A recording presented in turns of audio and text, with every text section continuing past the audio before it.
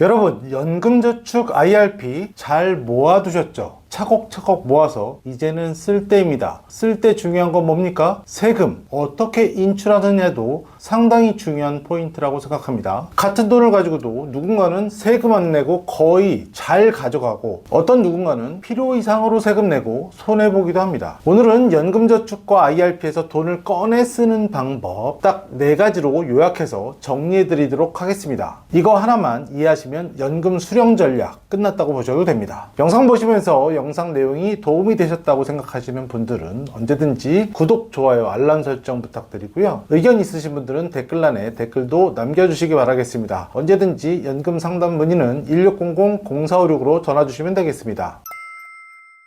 연금 잘 모았다면 잘 꺼내 쓰는 것도 중요한 방법 중에 하나입니다. 여러분들이 알고 계셔야 할 포인트 4가지로 좀 정리해서 알려드릴 건데요. 연금저축 IRP를 뽑아 쓰는 방법, 세금을 덜 내면서 합법적으로 잘 뽑아 쓰는 방법, 수령 전략에 관한 이야기입니다. 첫 번째로는 기간 지정 방식입니다. 나는 10년만 받겠다, 또는 20년간 받겠다, 15년만 받겠다. 예를 들어서 65세에 은퇴를 했는데 65세는 당장 돈이 필요하지 않아 70세부터 받으면 몇 살까지 살까? 이런 생각을 해보면서 90세까지라면 이 연금을 다 써도 충분히 생을 잘 정리할 수 있겠다 라고 생각하시면 20년간 수령을 선택하시면 되는 거겠죠. 기간 지정 방식은 장점이 뭐냐면요, 가장 안정적이고 예측이 쉽습니다. 매달 비슷한 금액이 들어오기 때문에 생활비 계획을 세우기도 쉽지요. 다만 단점도 있습니다. 기간을 정해놨기 때문에 그 기간 한정해서 딱 n분의 1을 해서 나오는 것이기 때문에 내가 갑자기 돈이 더 필요하다고 해서 금액을 더 추가로 인출하거나 이렇게 하시는 것이 어려울 수 있겠습니다. 그래서 이 방식은 회사를 다닐 때 또는 일을 할 때 따박따박 월급처럼 받았을 때의 느낌을 느끼고 싶다 하시는 분들에게 가장 잘 맞는 것이고요. 기간이 좀 정해져 있기 때문에 예측이 가능하고 해당 기간 동안은 꼭 이 연금만큼은 나올 것이다 라는 확정적인 생각이 있기 때문에 노후가 편안해질 수 있겠습니다.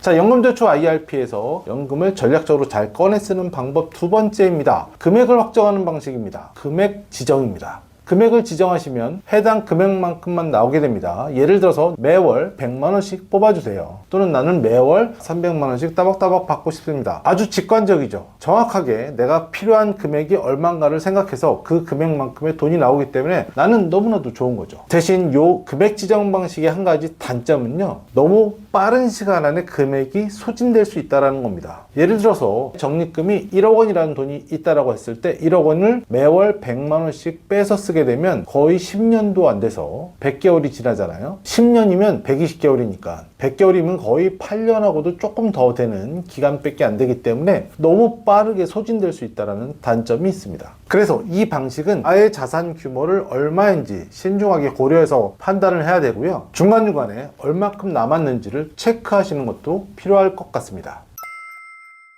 자, 연금저축 IRP에서 연금 전략적으로 수령하는 방법, 연금 인출 전략 3번째는 연금 수령 한도 방식인데요. 거창하게 이름을 지었지만 별거가 없습니다. 사실 세법적으로 세금을 할인해서 주는 거잖아요. 15.4% 이자 소득세 낼 것을 저율과세에서 연금소득세로 70세까지는 5.5%, 80세까지는 4.4%, 그 이후에는 3.3%의 저율로 과세해서 연금을 주겠다는 거잖아요. 더군다나 퇴직금이 들어온 돈들은 퇴직소득세의 30%를 할인하고 10년 초과해서 받는 것은 40% 할인, 20년 초과하면 50%까지 할인해서 받는 거잖아요. 요 기준이 되는 것이 연금 수령 한도 내에 수령하셔야지 되는 것입니다. 그래서 나의 총 적립금을 가지고 연금 수령 한도껏 받으시면 가장 최적의 연금 수령 방식이 되겠습니다. 세금 한도 내에서 세금을 최대한 절약하면서 받을 수 있기 때문에 가장 핵심 키워드라고 보시면 될 것 같습니다. 자, 연금 수령 한도 간략하게만 좀 설명을 드리면 연금 적립금에서 11 빼기 경과년수를 합니다. 그리고 곱하기 1.1을 해줍니다. 연금 받는 해에 매년 초 적립금 규모가 있을 거 아닙니까? 계산하기 쉽게 연금을 수령하기 첫 첫째 해인데 1억 원의 적립금이 있다고 쳐볼게요. 연금 수령 연도는 1년이 되겠죠. 그래서 n이 1이 되겠습니다. 그래서 11 빼기 1 분의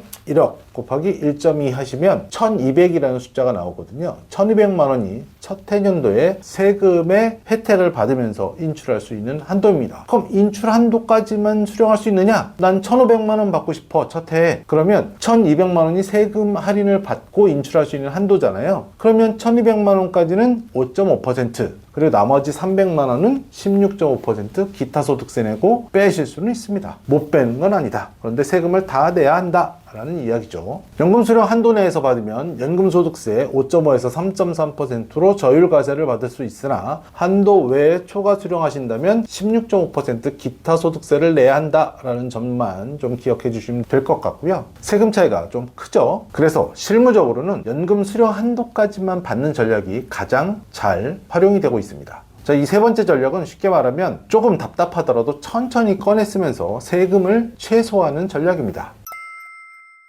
자, 연금저축 IRP에서 연금 전략적으로 수령하는 연금 수령 방법 네 번째는 임의출금입니다. 이건 말 그대로 필요할 때 필요한 만큼 꺼내 쓰는 방식입니다. 나는 아직 연금 수령하고 싶진 않은데 갑자기 돈이 필요해. 한 3천만 원이 필요하다. 근데 내 계좌에 몇억 원 돈이 들어있는데 3천만 원만 좀 빼서 쓰고 싶어. 그냥 이미 출금하는 거죠. 그런데 너무나도 중요한 주의하실 점이 있습니다. 경고드립니다. 이미 출금 방식은 연금을 인출한다는 연금 인출로 보지 않고 중도 인출로 봅니다. 그러면 어떻게 되느냐? 세금이 바로 올라가죠. 16.5% 기타 소득세 내야 되고 중도에 인출해 버렸으니까 세액공제 받은 부분을 인출해 버렸다. 세액공제 받은 부분도 토해내야 될 수도 있습니다. 그래서 편하긴 한데 세금이 가장 비싼 대가를 혹독하게 치러야 할 수도 있는 그런 방법입니다. 그래서 임의출금은 정말 꼭 필요해서 어쩔 수 없는 경우에만 비상용으로 쓰셔야 되는 거고요. 사실 IRP에서는 중도출금이라는 게 안 되죠. 연금저축에서만 가능한 이야기입니다. 그런데 임의출금도 이렇게 활용하실 수 있습니다. 만약 55세가 넘었고 내 IRP 통장에 이미 퇴직금이 들어와 있어. 그리고 이 회사는 퇴사한 상태야. 그리고 다른 회사를 다니고 있어. 그러면 이 퇴직금은 55세가 넘었기 때문에 이 IRP 통장에 연금 개시라는 걸 하실 수 있죠. 그렇게 된다면 임의출금을 선택할 필요가 없습니다. 막 꺼내 쓸 필요가 없이 이 계좌를 연금 개시를 시키면 됩니다. 연금 개시를 시켜서 아까도 3천만 원이 필요하다고 했는데 3천만 원을 꺼내서 썼어. 꺼내서 쓰고 난 다음에 내년부터는 안 받아도 되는 거잖아요. 그렇기 때문에 연금 인출을 시작하시면 해당 합당한 세금만 내고 찾으실 수 있기 때문에 이런 방법을 쓰시는 것도 하나의 팁이 될 수 있겠습니다.